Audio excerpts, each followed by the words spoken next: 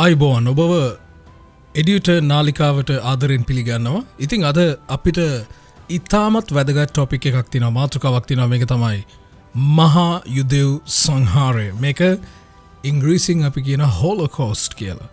හොලොකෝස්ට් එක ගැන යම් දෙයක් අද මේ වීඩියෝ එකේ අවසානයේ ඔබ ඉගෙනගෙන අලුත් දෙයක් ඉතිහාසයෙන් ඔබ දැනගෙන සහ වර්තමාන මේ යුදෙව්වෝ කවුද?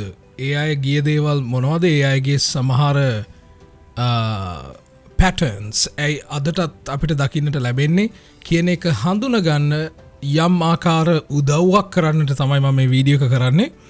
ඉතින් මම කියන්නට කැමති ඔබ පොඩ්ඩක් සංවේදී, ගොඩාක් සංවේදී කෙනෙක් නම් මේ වීඩියෝ එක බලන්න එපා. මොකද අපි කතා කරන්නට යන්නේ මිලියන 6ක් යුදෙව්වන්ව අමුවේ ඝාතනය කරපු ඒ හොලොකෝස්ට් එක ගැනයි රැඳී සිටින්න. Welcome to EduTurn.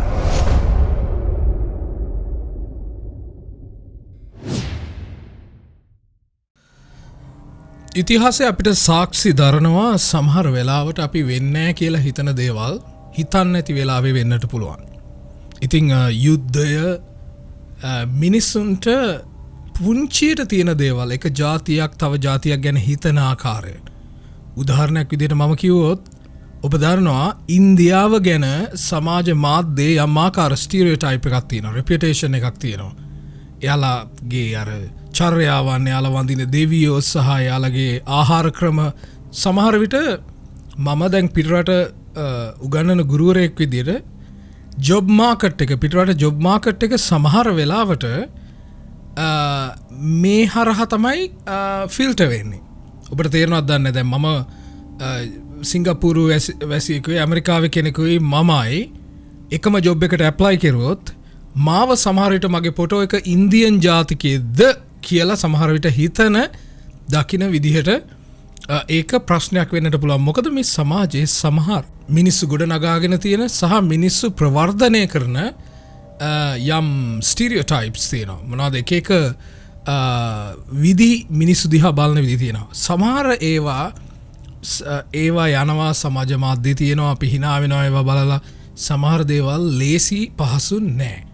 මොකද සමහර දේවල් බරපතල වෙන්නට පුළුවන්. දැන් ඔබ හිතනවා ඇති දැන් මේ හොලොකෝස්ට් එක නැත්නම් මහා යුදෙව් සංහාරය වෙන්නේ 1933 ඉඳලා 1945 ඔය කාලේ අතරනේ. ඔබ හිතනවා ඇති මේ කාලේ විතරයි යුදෙව්වන්ට මෙවැනි දෙයක් සිදු වුණේ. නැත්නම් එවැනි හේට්‍රඩ් එකක්, මොකද වෛරයක් මිනිස්සුන්ගෙන් ලැබුණේ කියලා. නමුත් මේ යුදෙව් කියන සමාජය, යුදෙව් කියන ජන කොටස ඔබ බැලුවොත් අතීතයේ ඉඳලා වෛරයට පාත්‍ර වුණ කොන් වෙච්ච සමාජයක්. ඉතින් මම අද මේක කියනවා මෙහෙම, ඊට පස්සේ මම අවසානයේ වීඩියෝ එක අවසානයේ මම කියන්නම් එහෙම කිව්වේ කියලා. යුදෙව්වෝ කියන අයව මුළු ලෝකේ රටවල් වලින් ආරක්ෂා කරන්නට ඕන මේ යුදෙව් ජන සමාජය. ආරක්ෂා කරනවා වගේම ඔවුන්ගෙන් ප්‍රවේශම් වෙන්නත් ඕන. දැන් මේ දෙක කොහොමද යන්නේ කියලා මම පස්සේ කියන. දැන් මං හිටියේ 1933 හිට්ලර්ගේ පැමිණීමත් සමග මේක තමයි උච්චතම ක්ලයිමැක්ස් එක. ඊට පස්සෙත් අපි ආනුසංශ දකිනවා. නමුත් මේ 1933ට නෙවෙයි 1500, විශ්වාස කරන්න 1500 ගණන් මම කියන්නේ. විලියම් ෂේක්ස්පියර්, දැන් මම ඉංග්‍රීසි සාහිත්‍ය ගුරුවරයෙක් විදිහට මම ඉංග්‍රීසි සාහිත්‍ය උගන්වද්දී ඔබ දන්නවා සිංහලෙන් වැනීසිය වෙලෙන්දා කියලා කතාවක් තියෙනවා, මේ ඩ්‍රාමා එකක්, මර්චන්ට් ඔෆ් වැනිස් කියන එක. ඔබ මේ මර්චන්ට් ඔෆ් වැනිස් කියන එක දරුවන්ට උගන්වද්දී මම කියන දේ තමයි මෙතන විලියම් ෂේක්ස්පියර් කරන්නේ තනිකර කිතුණුවන්ව මේ ෂයිලොක් කියන චරිතය යුදෙව්වෙක්, ෂයිලොක්ට සල්ලි තියෙනවා, වෙලෙන්දෙක්, ඇන්ටෝනියෝ බැසෑනියෝ ඉන්නවා. ඇන්ටෝනියෝ බැසෑනියෝ ණයක් ඇවිල්ලා අර ෂිප් මොකද එයාලගේ බිස්නස් එක මේ වෙනවා, මේ නැවක් කැඩිලා. ඊට පස්සේ ෂයිලොක්ගෙන් සල්ලි මේ ණයට ගන්නවා. ණයට අරගෙන අර මොකද අර පපුවෙන් මස් කෑල්ලක් මේ ගෙවන්න, ඒක මේ අර අවසානයේ පෝෂය එන්නේ කෝට් සීන් එක එහෙම තියෙන්නේ. තනිකර කිතුණුව ඉස්සරහා යුදෙව්වකව සමච්චලයට ලක් කරන්න තමයි ෂේක්ස්පියර්. කාගෙනද මම මේ කතා කරන්නේ? විලියම් ෂේක්ස්පියර්, මහා ගත් කතවරු. තේරෙනවද? 1596 විතර ඔහු හිටියේ මේක ලිව්වේ. එතකොට 1596 කිතුනුවෝ මේ අයට පීඩා කළා. හේතුව මොකක්ද? ක්‍රිස්තියානි ආගමික විශ්වාස විවිධාකාර විදිහට දරනාය එයාලට එකක් තිබුණා මේ ජේසුස් වහන්සේ වැන ගැහුවේ යුදෙව්වෝ කියූප එක. ඒ විතරක් නෙමෙයි යුදෙව්වන්ගේ තල්මුඩ් වල තියෙන ජේසුස් වහන්සේ ගැන මරියතුමිය ගැන තියෙන යම් ආකාරයේ ඉගැන්වීම් නිසා සහ ඒව නිසා යම් වෛරයක් විටින් විට කිතුනුවෝ සහ යුදෙව්වෝ අතර තිබුණා. අදටත් ඒක තියෙනවා. ඔබට දැක ගන්නට පුළුවන්. එතකොට මේ යුදෙව්වෝ මොනවා වුණත් ස්මාර්ට්. ඒ අය ගොඩක් දැනුම තියෙනවා, බිස්නස් වලට හොඳයි. ඒතකොට මේ තැන් වල මේ අයව නිග්ලෙක්ට් වුණා, සිනගෝග වලට පහර දෙනවා. ඒ අයට මේ කෙනෙහිලිකම් කරන දේවල් මේවා තිබුණා. බලන්නකො 1500 ගණන් වල. පස්සේ 1933 විතර හිට්ලර් එන්නේ. ඒ දක්වා තේරෙනවද? ඒ කියන්නේ ඩ්‍රාමා තුලින් විලියම් ෂේක්ස්පියර්ලා පවා යුදෙව්වන්ව සමච්චලයට ලක් කරුවා. එක මේක ලේසි දෙයක් නෙවෙයි. ඉතිං මේ මහා සංහාරය යුදෙව්වන්ව අමුවේ මිලියන ගනම් මිලියන 6ක් මරාදාන එක පටන් ගන්නේ කොහොමද කියලා අපි බලමු. 1933 ඇඩොල්ෆ් හිට්ලර් තේනවද මේ කොමියුනිස්ට්වාදී සහ කාල් මේ මොනවද ඔය පරිණාමවාදයෙන් එහෙම මේ යම් ආකාර බලපෑමකට ලක් වූ අය ඇඩොල්ෆ් හිට්ලර් කියන්නේ. ඔහු ඒ ජාතිය උන්ගේ ජාතිය ආර්යන් ජාතිය ඉහළම ජාතිය කියලා විශ්වාස කරුවා. මොකද ඇස් වල පාට හැමේ පාට අරගෙන යාලා අර කියනවනේ ඔබ කියවොත් මේ චාල්ස් ඩාවින්ගේ පරිණාමවාදය කියනවනේ survival of the fittest කියලා. ශක්තිමත්ම අය හොඳම අයගේ survival එක.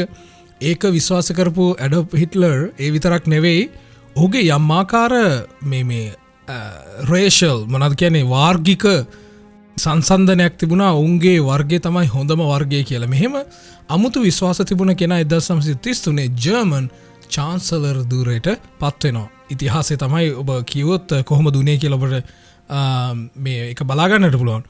දැන් මොහු ඇඩොල්ෆ් හිට්ලර් ජර්මනියේ චාන්සලර් බවට පත් වුණ පටන් එදා පටන්ම පොඩ්ඩ මිනිස්සුන්ට තියෙන නිදහස අහිමි වෙනවා. ඔහු ප්‍රධාන මිනිස් නිදහස බිඳුවට සීමා කරලා දානවා.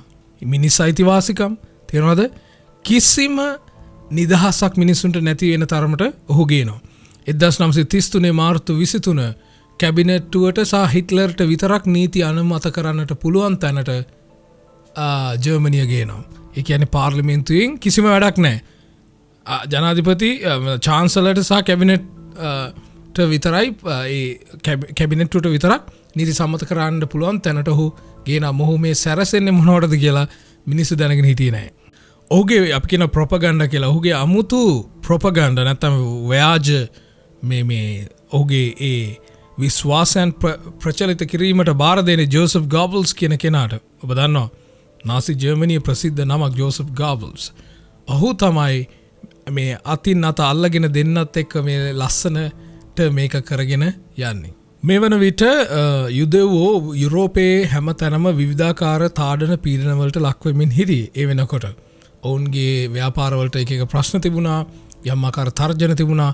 ඒ අතර ඇඩොල්ෆ් හිට්ලර්ගේ ආගමනයත් සමගම ඔහු චාන්සලර් ධූරයට ඇවිල්ලා ඔහු මේ ආකාර රිෆෝම්ස් ගෙනල්ලා ඊට පස්සේ 1933 අප්‍රේල් මාසේ වෙනකොට යුදෙව්වන්ගේ සියලු ව්‍යාපාරය ජර්මනිය තුල ඔහු තහනම් කරනවා. සම්පූර්ණ තහනම් කරනවා. ඊට පස්සේ 1933 සැප්තැම්බර් වන විට ඔහු මොනවද කරන්නේ? මේවා ගොඩක් ප්‍රසිද්ධ නීති මොනවද? නූරම්බර්ග් නීති ගේනවා. මේවා ඉතා මොනවද මේවලට කියන්නේ මේ ජාතිවාදී නීති. මොකද දැන් පාර්ලිමේන්තුවක් අවශ්‍ය නැහැ. ඔහුට සම්මත කරගන්නට පුළුවන් කැබිනට්ටුවත් එක්ක ජාතිවාදී නීති. විවාහ සහ යුදෙව්වෝ සමග විවාහ ලිංගික හැසිරීම සම්පූර්ණයෙන්ම නීතියෙන් තහනම් කරනවා. ඕන්න එන්ඩ තනි කරන සමාජයෙන්. දැන් මේ ඔහු යුදෙව්වෝ ඉන්නේ මොනවද? ඔවුන්ට දැන් රැකියාව ආරක්ෂා කරගන්න බෑ, බිස්නස් එකක් කරගන්න බෑ. මේ ජර්මන් ජාතිකයොත් එක්ක සම්බන්ධකම් තියාගන්නට බෑ, විවාහයකට යන්න බෑ. එන්ඩ ඔවුන් අසරණ වෙනවා, තනි වෙනවා. කාටවත් හැබැයි තේරුන්නේ නැහැ මොකක්ද මේ වේගෙන ආවේ කියලා. ඊට පස්සේ නාසි මේ ආමියක ඔහුට සපෝට් කරපු ආමියක ඔබ දන්නවා යුදෙව්වන්ව හතුරු විදියට පෙන්නනවා සමාජයට. මේ අර කැපිටලිස් ඒවා මොකද ඒ සමහර සම්බන්ධ කැපිටලිසම් එක ගත්තම ධනවාදය ගත්තම කමියුනිස්ට්වාදී අය ධනවාදයේ සමහර අංශවලට පහර දෙනවනේ. ඒ පහර දෙද්දි මොනවද අපි කියන්නේ ස්කේප් ගෝට් විදියට.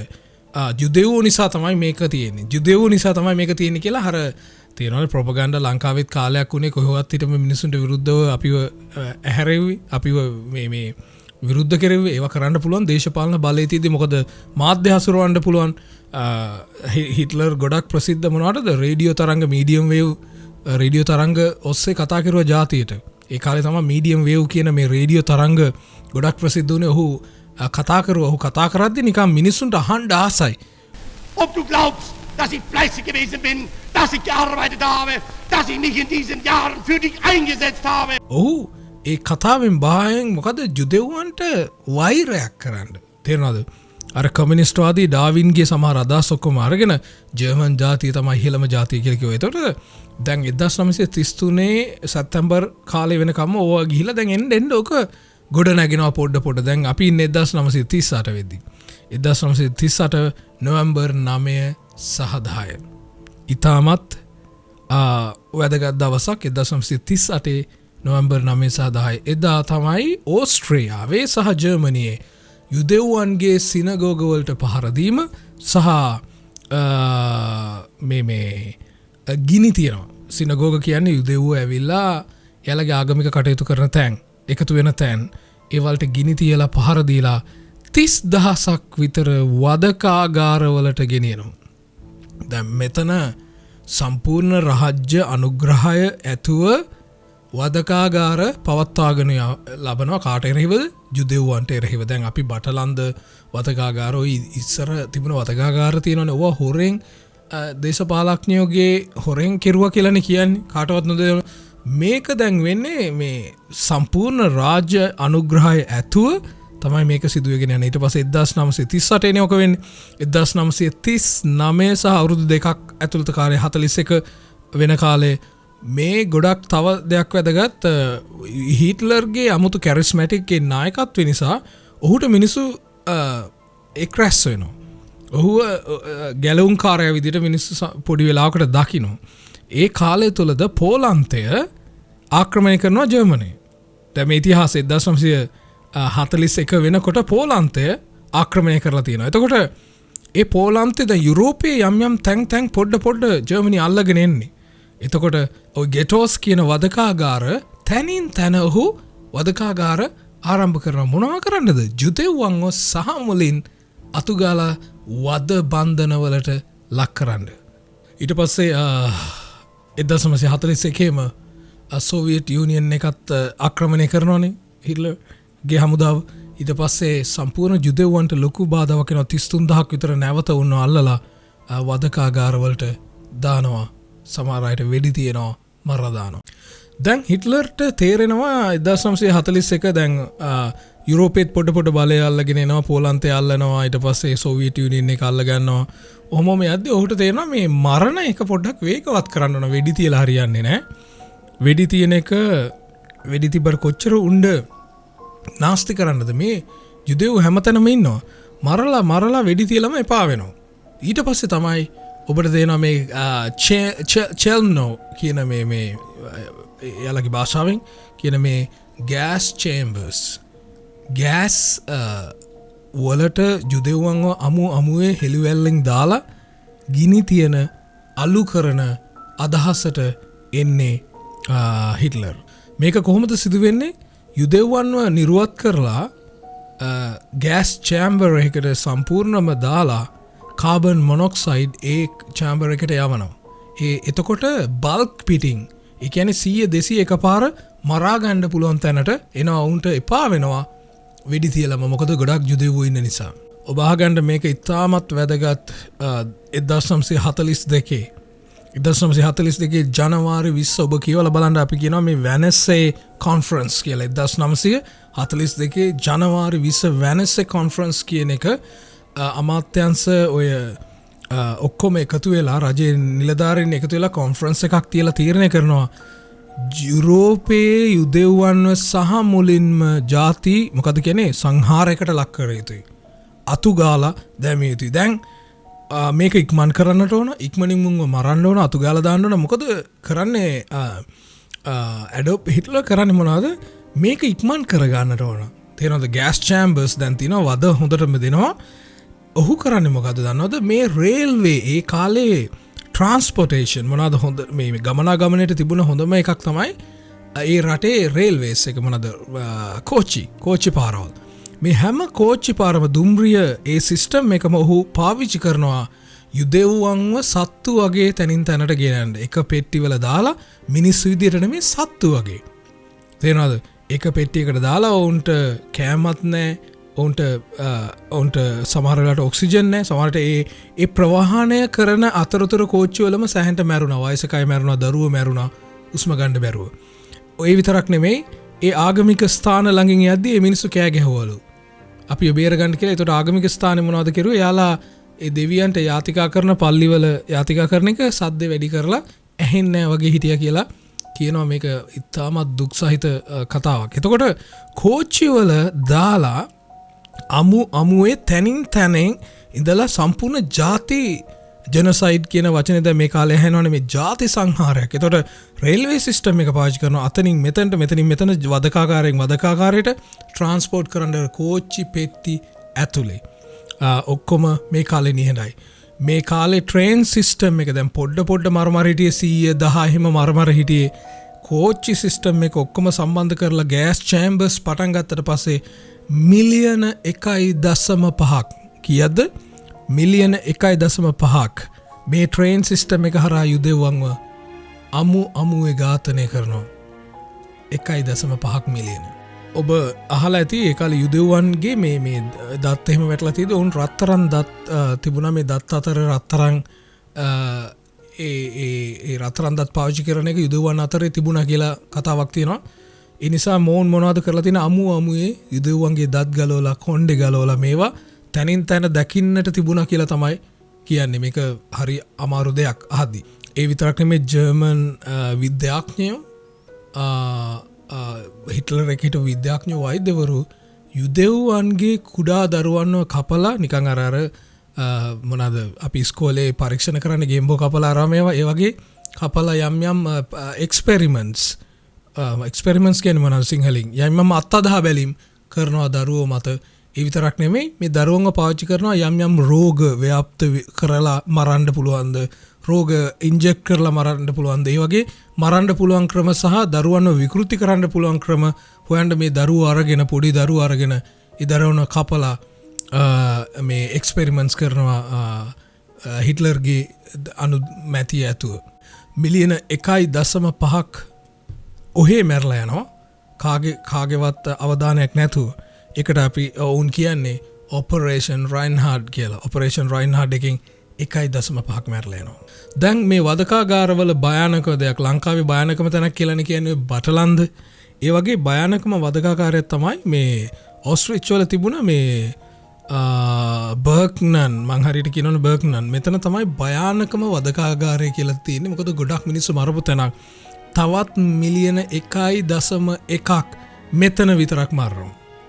මිලියන කොහොමද දැන් මිලියන 3ක් විතර මැරලා ඔක්කොම බලද්දි තේරෙනවද එතකොට 1.1ක් එතන ඒ වදකාගාරේ විතරක් මරනවා ඔබ බලන්න කොහොමද මරන්නේ නිකන් සත්තු මරනවා වගේ තමයි මේ අය මරන්නේ ඊට පස්සේ හිට්ලර්ට ඕන වෙනවා මේක තවත් වේගවත් කරන්න මිලියන ගණක් මැරුවා තවත් යුරෝපේ පුරා යුදෙව්වෝ පැතිරලා ඉන්නවා යුදෙව්වෝ පැතිරලා හිටියත් යුරෝපය පුරා මොවුන්ගේ අනසකත් පැතිරෙමින් තිබෙනවා. මොවුන්ට පාලනය එනවා.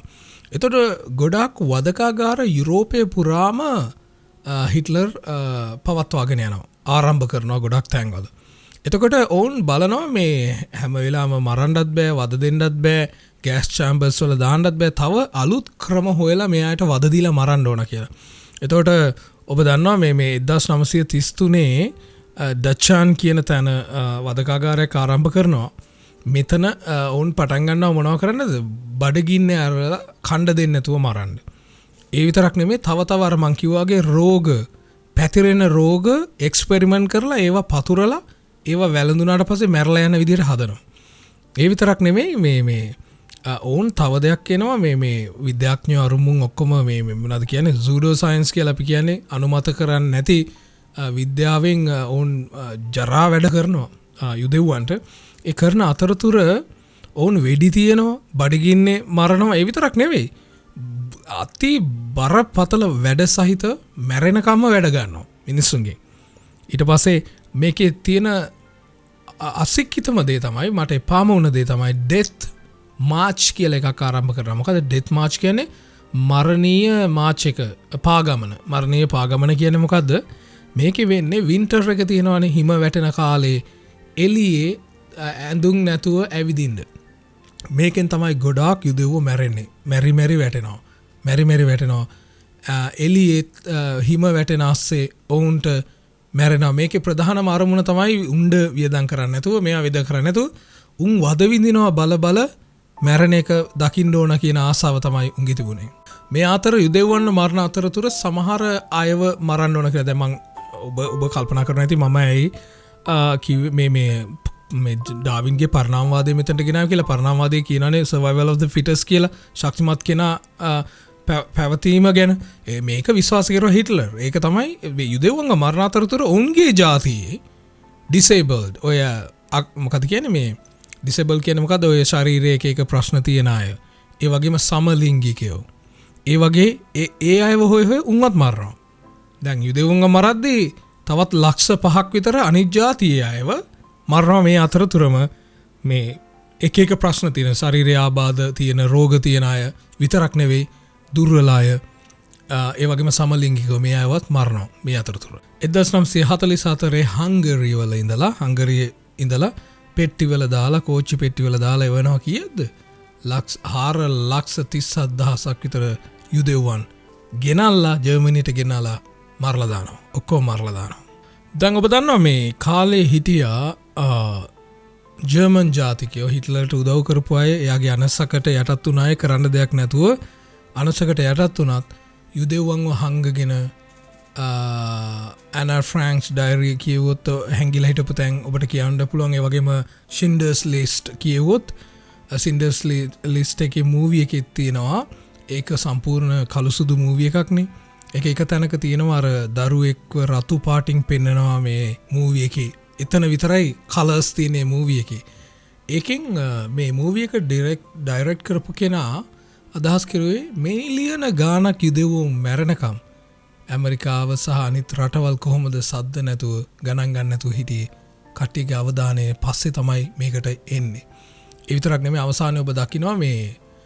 මේ අවසානයේ අල්ල ගන්නවනේ 1945 ජනවාරි 27 තේරෙනවද සෝවියට් හමුදාව ඇවිල්ලා ඕස්ට්‍රිච් වලට ඇවිල්ලා තේරෙනවද යුදෙව්වන්ව මුදා ගන්නවා ඕස්ට්‍රිච් වලින් හැබැයි ඔච්චර ඒ මුදාගද්දී යුදෙව්වෝ එතන ඉන්නේ වදකාගාරවල යුදෙව්වෝ ඉන්නේ 7000ක් විතරයි ඒ ඉන්න අය සම්පූර්ණ සෞඛ්‍ය සම්පන්න නෙමෙයි ඔන්න මෙන්න මැරෙන්න ඉන්න අය ඔය තමයි බේරගන්නේ කණ්ඩ නැතුව ඇටකටු වගේ ඔබට පේනවා වගේ එතකොට දැන් මේ අතර වෙන්නේ මොකක්ද මේ 1945 ජනවාරි 27 දැන් මේ ජනවාරි 27 තමයි මේ ජාත්‍යන්තර හොලොකෝස්ට් සැමරුම් දිනය කියලා නම් කරලා තියෙන්නේ. ඉතින් ඔබ දකිනවා මේ අධිකරණ ක්‍රියාවලියකුත් තියනවා. නමුත් ගොඩාක් මේ යුදෙන් මරපු උන්ට වද දුන්න ඔක්කොම නීතියේ රැහැනට කොටු වෙන්නේ නැහැ. තේරෙනව නේද? උන් කොටු වෙන්නේ නැහැ. උන් බේරිලා යනවා. ගොඩාක් අය බේරිලා යනවා. හිට්ලර් කොහොමද මැරෙන්නේ? අවසාන හිට්ලර් ආදරය කරපු කාන්තාව කසාද වැඳලා ඊට පස්සේ ඔහු ගෑණි වහ බීලා මැරෙනවා. හිට්ලර් තමාට වෙඩි තියාගෙන මැරෙනවා. ඊට පස්සේ අවසානයේ ඔහුගේ බොඩි එක හම්බෙලා පෙට්‍රල් දාලා බොඩි එකට ගිනි තියනවා. ඕක තමයි වෙන්නේ. ඉතින් ඔබ දන්නවා හිට්ලර් දිවි නසා ගන්නවා. නමුත් මේ වෙන විට යුදෙව්වන්ට මොන තරම් කෙනහිලිකම් වෙලාද අපරාධ වෙලාද කියලා ඔබ දන්නවද? අවසානයේ මේ ඇමරිකන් හමුදාවත් පස්සේ සම්බන්ධ වෙනවා. සෝවියට් හමුදාව බේරගත්තට පස්සේ මේ කන්සන්ට්‍රේෂන් කැම්ප්ස් මේ වදකාගාරවලට ජර්මන් ජාතිකයන්ට ඇවිල්ලා විසිට් කරලා බලන්න කියනවා. උන් එද්දි උන් හිතන්නේ නැහැ මේක ලොකු දෙයක් කියලා. අවසානයේ උන් ෂොක් වෙනවා ඇතුළට ගියාම කරලා තියෙන දේවල්. තමාගේ ආණ්ඩුව. ඉතින් මේක ලේසි නෑ. දැන් ඔබ දන්නවා මේ හැම තැනම යුදෙව්වෝ පැතිරලා හිටිය උන් පලාගිල්ල හිටිය පණ බේරගෙන දුවලා හිටිය ඒ මෙච්චර වෙලත් තැනින් තැන යුරෝපයේ ඇමරිකාව හැම තැනම තවත් යුදෙව්වන්ට කෙනෙල්ලකම් වුණා තේරනද තවත් ප්‍රශ්න තිබුණා ඒ තැන්තැන්වල සිනගෝගවල ප්‍රශ්න වුණා මේ හොලොකොස්ට් එකෙන් පස්සෙත් උන්ට බාධාවල් තියෙනවා ඔබ හිතනවා ඇති මෙච්චර දෙයක් වුණාට පස්සේ මිනිස්සු උන්ට සලකයි මේවා කරයි කියලා නෑ තවත් උන් ප්‍රශ්න තුලින් ගියා ඊට පස්සේ තමයි අපි දකින්නේ සියෝන් වාදයේ නැග්මක් එනවා පසුව මේ ජෙරුසලමට මේ පලස්තීනයේ නැවත මෙයාලගේ මද ලෑන්ඩ් එකේ උන් පදිංචි වෙන්න ඕන කියන මේ සයනිසම් එක යම්මාකාර මූවමන්ට් එකක් විදිහට ඇවිල්ලා දේශපාලනීකරණයත් වෙලා අවසානයේ නැවත මේ අය අර විසිරිලා හිටපු යුදෙව්වෝ නැවත එන්න එක තැනකට දැන් අද ඊශ්‍රායලය ඔබ දකින්නේ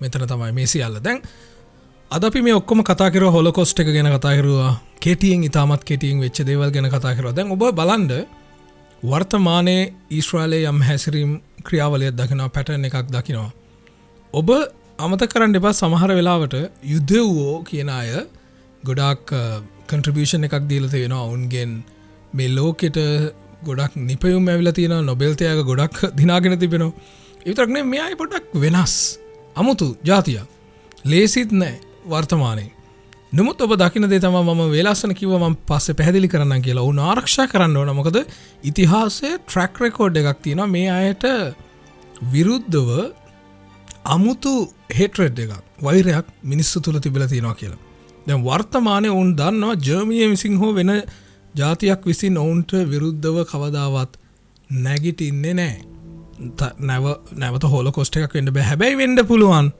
එකම එක ප්‍රශ්නයක් ඔවුන්ට තියෙන එකම එක ත්‍රෙට් එකක් වර්තමානයේ මොකද ඒ කියන්නේ දැන් මේ ආගම් වශයෙන් ගත්තොත් කිසිම හැම ආගමෙම කියන්නේ සද්ද නැතුව නීනව තමන්ගේ වැඩක් බලන්න කාටවත් කරදරයක් නැතුව බෞද්ධ ආගම කිව්වා සතෙක්ටවත් කරදර කරන්න එපා නේද ක්‍රිස්තියානි ආගම ගත්තම මේ ජේසු කියලා තියෙන මොනවාද තමගේ සතුරටත් ප්‍රේම කරන්න කියලානේ. නමුත් තාම මේ ChatGPT කාලේ මේ අපි ඉන්න කාලේ එක ආගමක් වටා බොහෝ ත්‍රස්තවාදී සංවිධාන බිහි වෙලා තිබෙනවා. ඔවුන්ගේ ආගමේ දෙයියන්ගේ නාමය කෑ ගහලා බෝම්බ පුපුරව ගන්න මිනි මරණ අමුවේ හොස්ටේජස්ලා අරගෙන යන ප්‍රශ්නය මේ ලෝකේ වර්තමානයේ අපි හැමෝටම තියෙන ප්‍රශ්නේ මේක. තියෙනවද එක ආගමක් වටා බොහෝ ත්‍රස්තවාදී සංවිධාන මට කියන්න පුළුවන් හිස්බොල්ලා හමාස් මොනවාද බොකෝ හරාම් නම් දැන් පොඩ්ඩක් මේ වගේ යන්නේ හුතිස් කියයි අරවා කියයි මේවා කියයි හැම තැනම මේ එක ආගමක් වටා ඔබ අහලා බැලුවොත් ඇයි මේක කියලා මේකේ පොඩි ප්‍රශ්නයක් තියෙන මේවා කතා කරන්න පුළුවන් ගැඹුරට නමුත් ඊශ්‍රායලය ගත්තම යුදෙව්වන්ව සහ මුලින් නැවත මරා දාන්න අවශ්‍ය නම් ඔවුන්ට ඊළඟ තියෙන එකම බාධාව නැත්තං මරන්ඩ එන අය තමයි මේ හමාස් කියයි මේ ත්‍රස්තවාදී සංවිධාන. ඒ නිසා ඔබට පේනවා ඊශ්‍රායලය වර්තමානයේ කරන්න පුළුවන් ඔක්කොම කරලා තේරෙනවද ඔවුන්ට නැවතත් හොලොකොස්ට් එකක් නොවන තැනට ඔවුන් ක්‍රියාමාර්ග ගනිමින් ඉන්නවා. හැබැයි ඒකෙදී විශේෂයෙන් බෙන්ජමින් නෙතන්යාහු කියන චරිතයට මම කැමති නෑ. ඇමරිකාවත් දැන් මේකට සම්බන්ධ වෙලා තියෙනවා. ඇමරිකාව බෑකප් කරනවා. ඔබ දන්නවා ට්‍රම්ප් කියන්නේත් ඉතින් නේද ඇමරිකාව කියන්නේ හොඳ සර්පයානේ. ඇමරිකාව තේරෙනවද? ඇමරිකාව හොඳ සර්පෙක්. ඉතින් ට්‍රම්ප් නිකන් ওই වාසියක් නැතුව වලට එන්නේ නැහැ. නමුත් මේ ගෝලීය දේශපාලන දිහා බලද්දී අපිට හොඳ මිනිස්සු හොයන්න බෑ. හැබැයි මගේ පෞද්ගලික අදහස ඔබ මට වෙනස් අදහස් දරනවා නම් මම ඔබට ඒක ගරු කරනවා. නමුත් වර්තමානයේ අපි හැමෝම මානව සංහතියටම බාධාවක් වෙලා තියෙනවා. මේ යම් ආගමික ස්වරූපෙන් ඉන්න ත්‍රස්තවාදීන් මේ අයට ඕනේ මිනිස්සු මරන්න සහ තමාගේ ආගම ඒ අලුත් ආගම දැන් කිව්වොත් පාකිස්තානයේ ඇෆ්ගනිස්තානයේ උන්ට ඉන්න බැරුව වෙස්ටර්න් රටවලට පයින්නවා.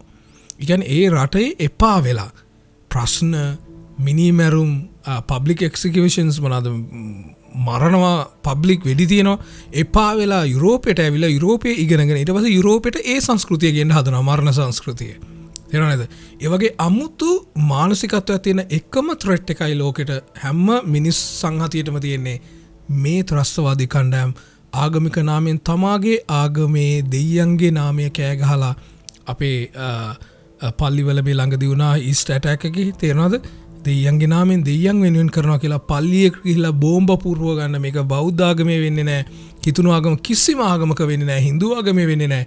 එකම එක ආගමයි. එතකොට ඒකට එරෙහිව පියවර ගන්න කෙනා මගේ පැත්තෙන් මම හිතන විදිහට මනුෂ්‍යත්වය වෙනුවෙන් හිට ගන්න කෙනෙක්. හැබැයි මම කිව්වා ඊශ්‍රායලෙන් අපි ප්‍රවේශම් වෙන්න ඕන සමහර අය ප්‍රවේශම් වෙන්න ඕන. මොකද දන්නවද? මේ හෝලොකෝස්ට් එක කියන එක ඔබ මම අමතක කරන්න පුළුවන්. මේ මිලියන 6ක් මේ ජරා වැඩ කරලා අමනුෂ්‍ය විදිහට මරලා දාපු එක අපි අමතක කරන්න පුළුවන්. හැබැයි ජුදෙව්වන්ට මේක කවදාවත් අමතක වෙන්නේ නැහැ. ඔවුන්ගේ ඉතිහාසය ඔන්න අල්ලගෙන ඉන්නේ. ඒ නිසා මේ බය වගේම ඔවුන්ට දැන් ඇවිල්ලා තියෙනවා බෙන්ජමින් නෙතන්යාහුට පවා තියෙන ප්‍රශ්නය ඔක තමයි. ඕනේ මොකද්ද? බලය මොකක්ද කියන්නේ මේ ප්‍රචලිත කරන්න. අපි ශක්තිමත් කියලා පෙන්වන්න. මොකද ඔවුන්ට හැම වෙලාවෙම මේ බය තිබෙනවා. මේක එච්චර හොඳ දෙයක් නෙමෙයි. සෞඛ්‍ය සම්පන්නේ නැහැ. තේරෙනවද? ඒ නිසා තමයි අමුතු දේවල් ඔවුන් කරමින් ඉන්නේ. දැන් ඇමරිකාවත් බෑකප් කරනවා. තේරෙනවද? හැබැයි මම human rights වලට මිනිස් අයිතිවාසිකම් වලට ගරු කරන විදිහට නිදහසට ගරු කරන කෙනෙක් විදිහට මම මුන් ඔක්කොම සත්තු මුන් ඔක්කොම සර්පයි. තේරෙනවද? ඒක මං කියන්න ඕන. මේක එක්කත් හොඳ වුන් නෙමෙයි. හැබැයි ලෝකේ යම් යහපතක් සඳහා තේරෙනවද? ඇමරිකාව සහ මේවැනි රටවල් මොකද මොවුන්ගේ ෆිලොසොෆි එක ජුඩියෝ ක්‍රිස්තියන් ෆිලොසොෆි එක. ඒ වගේම මොවුන්ගේ ෆිලොසොෆි එක මොනවාද? මිනිසුන්ගේ අයිතිවාසිකම් ෆ්‍රී ස්පීච් ඔය කතන්දර තියෙනවානේ. එතකොට මේ මිනිස්සු ආගමික නිදහස ගැන කතා කරන අය ආගමේ නාමයෙන් තව මිනිස්සුක මරණ ඒ වලට කැමති නැති අය. එතකොට මේ වගේ අය කඳවුරු ශක්තිමත් වෙන්න ඕන ඉදිරියට. නැත්තම් ඔබේ සහ මගේ අනාගතේ සහ ඉදිරි දරුවන්ගේ අනාගතේ ලොකු ප්‍රශ්නයකට එන්න පුළුවන්. මොකද මෙවැනි අයගේ මෙවැනි ත්‍රස්තවාදීන්ගේ එකම එකයි තියෙන්නේ. උන්ගේ ආගමිකේ නාමයෙන් දෙයියන්ගේ නාමයෙන් ඕනම බලු වැඩක් කරන ද බොකෝ හරාම් දෙයියන්ගේ නාමයෙන් කියලා ත්‍රස්තවාදී අර කෙල්ලෝ 600කුද නයිජීරියාවේ මේ කිඩ්නැප් කරලා ඒ කෙල්ලන්ව දූෂණය කරලා ඔවුන් ගැබ්ගෙන ඊට පස්සේ මරලා මේ දේවල් සිදු වුණේ ඇයි? මේ ඔක්කොම ඉන්නේ එකම කොඩිය යටතනේ. ඔවුන් හඳුනා ගන්න ඔවුන් ත්‍රස්තවාදීන් විදිහට නෙමෙයි. තමන්ගේ දෙයියෝ වෙනුවෙන් ෆයිට් කරන ෆ්‍රීඩම් ෆයිටර්ස්ලා විදිහට. සමහරට පලස්තීනේ බොහෝ වැසියෝ හමාස ත්‍රස්තවාදී විදිහට දකින්නේ ෆ්‍රීඩම් ෆයිටර්ස්ලා විදිහට. ඔබට මතක ඇති මේ ඔඩියෝ එකක් ලීක් වුණා අර ඔක්තෝබර් ඒ මිනි මැරුම කරලා ඒ ඔවුන් කරනවනේ අර ඉස්රායලේ බෝඩර් එක ක්‍රොස් කරලා මරනවනේ දරුවෝ ඔක්කොම මරලා අම්මට තාත්තට කෝල් කරලා කියනවා මේ ත්‍රස්තවාදියෙක් අම්මේ මම මෙහෙම මැරුවා ජුදෙව්වන්ව මම ගෙදර ක්‍රීලා වෙඩි තිබ්බා කියදී අම්මා ඒ දෙයියන්ගේ නාමයට ස්තුති ස්තෝත්‍ර ගායනා කරනවා. අනේ පුතේ ඔයා ගැන ගොඩක් ප්‍රවුඩ් කියලා. තේරෙනවද? මේක තමයි මිලේච්ඡ මානසිකත්වයක් තියෙන මිලේච්ඡ විදිහට දෙයියන්ව අදහන්න කැමති මිනිස්සු වර්ගයක්. අති භයානකයි. මේවා සෙල්ලම් නෙවෙයි. අපිටනේ සමහර වෙලාවට අපිට දුක හිතෙනවා සමහර දේවල් වෙදී. නමුත් අපිට තේරුම් ගන්න ඕනේ ඉදිරි අනාගතයක් මේ ලෝකෙට තියෙන්න ඕනේ නම් මිනිස්සු ජීවත් වෙන්න ඕන නිදහසේ. සමහර වෙලාවට මේ මිලේච්ඡ මිනිසුන් එක කවුරු හරි ගණදෙනු කරන්න වෙනවා. නැත්තම් too late. ගොඩක් too late වෙනවා. දැන් අද වර්තමානයේ මම පෞද්ගලිකව කැමති නෑ බෙන්ජමින් නෙතන්යාහු කියන චරිතයට. මම කැමති නෑ. ඔහුගේ චරිතයට දේශපාලන කියවීමට මම කැමති නෑ. නමුත් අපි කැමති නැති දේවල් නෙමෙයි අද වර්තමාන මේ ලෝකේ යන පැත්ත බලපුවම. නැවත අපිට වෙස්ටර්න් සිවිලයිසේෂන් එක ස්ටැබ්ලිෂ් වෙනවා දැකීම අනිවාර්යෙන් අවශ්‍ය දෙයක්. මොකද වෙස්ටර්න් සිවිලයිසේෂන් එක හරහා මිනිස් අයිතිවාසිකම් මිනිස්සුන්ට සමහර අපිටත් ලැබිලා තියෙන සමහර ආණ්ඩු ක්‍රම ව්‍යවස්ථාවන ඔය දේවල් ඩෙමොක්‍රසි ඔය ආපු කන්සෙප්ට්ස්නේ. තේරෙනවද? ග්‍රීසියෙන් ව්‍යාප්ත වෙලා ඊට පස්සේ වෙස්ටර්න් සිවිලයිසේෂන් එකට ඕක ඇතුළු වෙලා. තේරෙනවද නේද? ඒ නිසා ඒ සමහර එවැනි රටවල් ශක්තිමත්ව හිටගත යුතුයි. ඒක මගේ පෞද්ගලික අදහස. ඔබ සමහරට මේකට එකග වෙන්න ඇති. මම ඔබේ අදහසට ගරු කරනවා. ඒ නිසා වර්තමානයේ අපි එකඟ වෙච්ච දෙයක් තමයි, එකඟ විය යුතු දෙයක් තමයි ඊශ්‍රායල වගේ පොඩි රටක් ආරක්ෂා විය යුතුයි, ආරක්ෂා කළ යුතුයි සමාදානය වෙනුවෙන්. ඒ තරක් නෙමෙයි ඔවුන්ගේ මේ ලෝකයේ ප්‍රවේශම් විය යුතුයි මොකද ඔවුන්ට ලොකු අතීතයක් තිබෙනවා මේ අතීතයේ ලේසි පසු නෑ මම ජර්මනියට නම් ළඟද යයිද දන්නේ නෑ මම ළඟදී තමත් ළඟදී මම යනවා කැම්බෝඩියාවට තවත් කොමියුනිස්ට්වාදී නායකෙක් කොමියුනිස්ට්වාදී ප්‍රතිචේත කරන්න හදපු කොමියුනිස්ට්වාදී තවත් නායකෙක් පෝල් පොට් ඒ රටේ 3-2 අතුගාලා දැම්මේ කොහොමද කියලා මම ඒ රටට ගිහිල්ලා ඒ මියුසියම්ස් වලට ගිහිල්ලා බලලා මම සමහර විට වීඩියෝ එකක් කරන්න. නමුත් අදට ඔබ මං හිතනවා යම් දෙයක් ඉගෙන ගන්න ඇති කියලා. මට දැනෙන්න අරින්න ඔබ මොනවද මේ ඊශ්‍රායලයේ අතීතයේ සහ වර්තමානයේ ගැන ඔබ දන්න දේවල් ඔබ ෂෙයා කරගන්න කැමති දේවල් ඔබ තව කෙනෙක් යම් දෙයක් ඔබේ කමෙන්ට් එකෙන් ඉගෙන ගනී කියලා ඔබට හිතෙනවා නම් මේ කමෙන්ට් කරන්න මේ වීඩියෝ ලයික් කරන්න ෂෙයා කරන්න අපිත් එක්ක රැඳී සිටින්න අද හොලොකොස්ට් එක ගැන ඉතාමත් කෙටියෙන් කතා කරේ මගේ පෞද්ගලික අදහස ඊශ්‍රායලයේ සහ එවැනි රටවල් සම්බන්ධව තියෙන ඒ වගේම වර්තමානයේ මේ ලෝකෙටම තර්ජනයක් වෙලා තියෙන ත්‍රස්තවාදී මුහුණු රූපෙන් ආගමික ස්වරූපෙන් එන ත්‍රස්තවාදීන් ගැනත් අපි අවධානයෙන් සිටිය යුතුයි කියන එක තමයි මගේ අවසාන මගේ කන්ක්ලූෂන් එක. ඉතින් මෙතෙක් වෙලා රැඳී සිටියට ස්තුතියි නැවත හමු වෙමු. ජය වේවා.